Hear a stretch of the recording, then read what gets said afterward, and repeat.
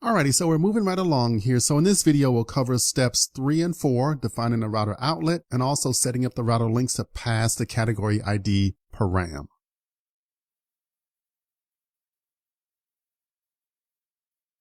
Alrighty, step 3 of defining the router outlet. Let's go ahead and move over to our file appcomponent.html.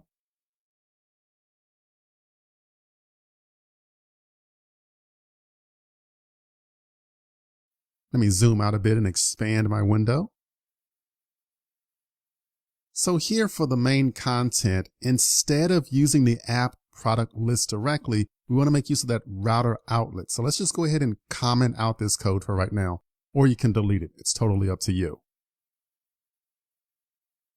And in this location, we'll actually make use of the router outlet.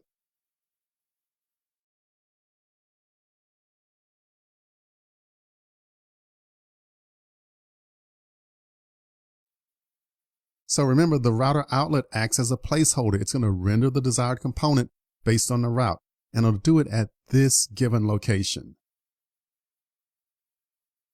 And now that I think about it, this little commented code, let's just go ahead and delete it. We don't need it anymore. All right, so let's scroll up a bit to the section for menu sidebar. And this is for step 4 of setting up the route links to pass the category ID parameter. So that little left-hand menu bar here, we're going to set up some links to actually perform some operations here. So moving down to this section where we have books, coffee mugs, and mouse pads and luggage tags. So that's our little menu sidebar here.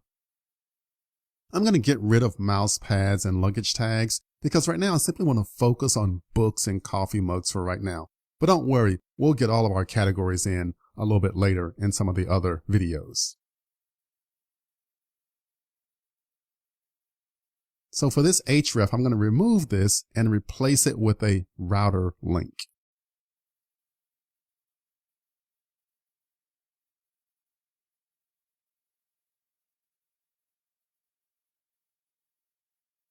And so I'm going to reference category / the category ID.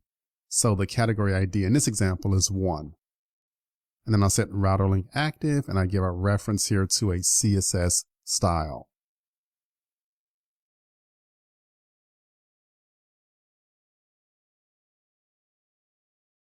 So again, the param name is ID, so we're going to pass the value of 1 for this given parameter.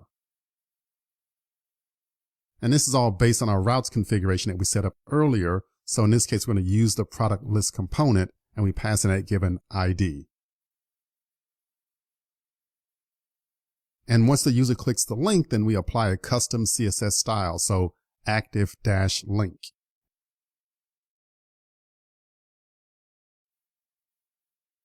So I'll just do a little quick copy paste here.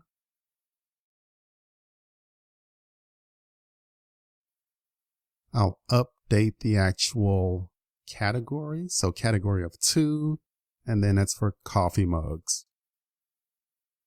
All right, so that's the basic layout here for our menu links. So our menu links are set up at the moment. So this is pretty good.